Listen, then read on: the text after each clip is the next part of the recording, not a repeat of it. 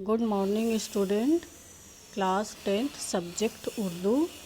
बच्चों, जैसा कि आप जानते हैं आपके सिलेबस में जो पहला हिस्सा है नस्र का है और उसमें पहला जो है वो नावल है। तो मैंने आपको नावल के बारे में बता दिया है और जो आपके सिलेबस में पहले नावल निगार हैं वो मिर्ज़ा मोहम्मद हादी रसवा हैं। कल मैंने मिर्ज़ा मोहम्मद हादी रसवा के बारे में उनकी हालात ज़िंदगी बच्चों आप लोगों को बताई थी। उसको आप लोग अपनी कॉपी में नोट कर लीजिएगा। और आज मैं आप लोगों को उनका जो नावल उमराव जान अदा है उसके बारे में बताऊंगी। ठीक है बच्चों, तो आइए जानते हैं उमराव जान अदा के बारे में। उमराव जान अदा 1899 में लिखा गया। ये 18वीं सदी का आखिरी नावल है। नावल उमराव जान अदा का प्लाट दोहरा है। एक कहानी अमीरन की है जिसे तवाइफ खानम अपने कोठे के लिए ख़रीद लेती है और दूसरी कहानी रामदई की है जिसे नवाब ज़ादे की माँ मोल लेती है।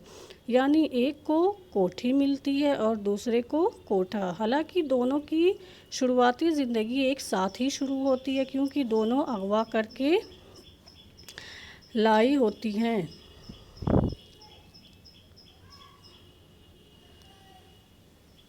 एक बार फैज़ाबाद के एक ईमानदार जमादार ने एक गुंडा दिलावर ख़ां के ख़िलाफ़ सच्ची गवाही दे दी जिसे 12 साल की सज़ा हुई।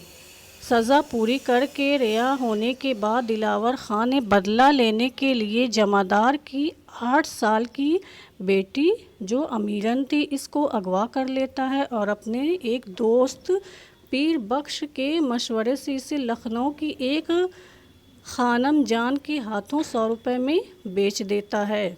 खानम जान उसको अपने कोठे पर ले जाती हैं। अमीरन को वहाँ नाच गाने की तालीम देकर उमराव जान अदा बना दिया जाता है और इस कोठे पर खानम जान के साथ बुआ हुसैनी, बिस्मिल्लाह जान जो कि खानम जान की बेटी हैं, खुर्शीद जान, बेगम जान भी रहती हैं।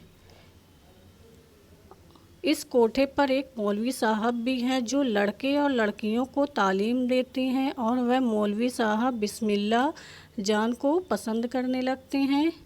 एक नौजवान उसी कोठे पर बच्चों एक नौजवान गौहर मिर्ज़ा भी रहता है जो उमराव के साथ ही मौलवी साहब से पढ़ता है और उमराव का हम उम्री ही होता है।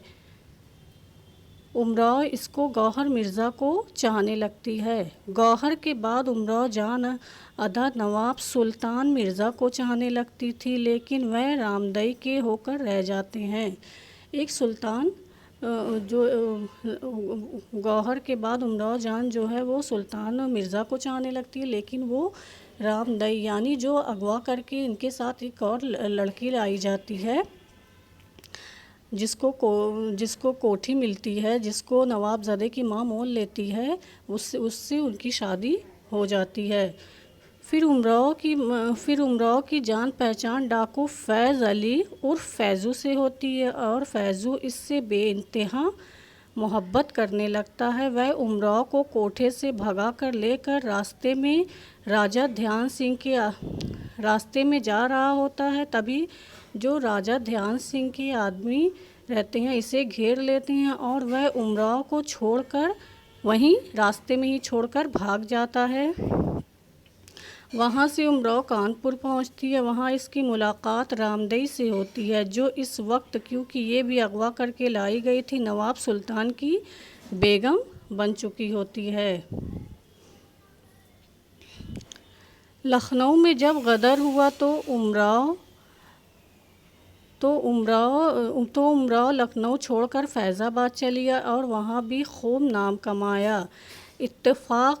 इत्तेफाकन एक बार उमराव को खुद इसी के घर में मुजरे के लिए बुलाया गया तो माँ ने इसे पहचान लिया और दोनों गले मिलकर खूब रोए लेकिन भाई ने उमराव को कबूल नहीं किया। मतलब जहाँ बचपन में वो रहती है, पली बड़ी रहती है अपनी माँ के घर, इत्तेफाक से फैज़ाबाद की वो रहती है, इत्तेफाक से उसी घर में मुजरे के लिए उसको बुलाया जाता है। तो उसकी माँ तो उसको पहचान लेती है, लेकिन भाई चूँकि वो बचपन में अगवा कर ली जाती है, इसलिए भाई छोटा रहता है तो उसे पहचान नहीं पाता है। तो माँ उसे फिर बताती है। उमराव फिर लखनऊ चली आई। इस बार लखनऊ में नवाब मोहम्मद अली ने दावा किया है कि उमराव मेरी बीवी है। भला आखिर अकबर अली ख़ान की मदद से उमराव इस मुसीबत से बच सकी और 3 साल तक उमराव अली अकबर ख़ान के घर रही। ठीक है। एक दिन उमराव कुछ दोस्तों के साथ बख्शी तालाब पर सैर करने के लिए गई तो वहाँ दिलावर ख़ान को देखा। वह खेत में कुछ काम कर रहा था। दिलावर ख़ान कौन? जो इसे अगवा करके उठा के ले आता है, जिसके ख़िलाफ़ इसके पिता ने, इसके बाप ने गवाही दी थी। उसको वो देखती है, दिलावर ख़ान को कुछ काम कर रहा है। उमराव ने पुलिस को दिलावर ख़ान की करतूतों से आगाह किया और बिला आखिर पुलिस इसे गिरफ़्तार करके ले गई और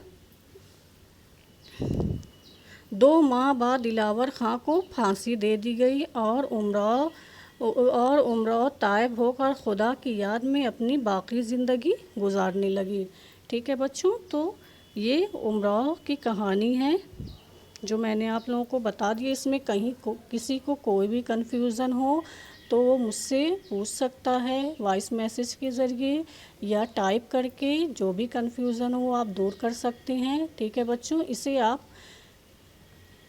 अपनी कॉपी में नहीं लिखेंगे और बाकी जो चीज़ें मैंने नावल के बारे में बताया था और उसवा के बारे में, उसे आप अपनी कॉपी पर नोट कर लीजिएगा और उसे पढ़ते रहिएगा। मैं बीच बीच से उससे क्वेश्चन करती रहूँगी। ठीक है बच्चों।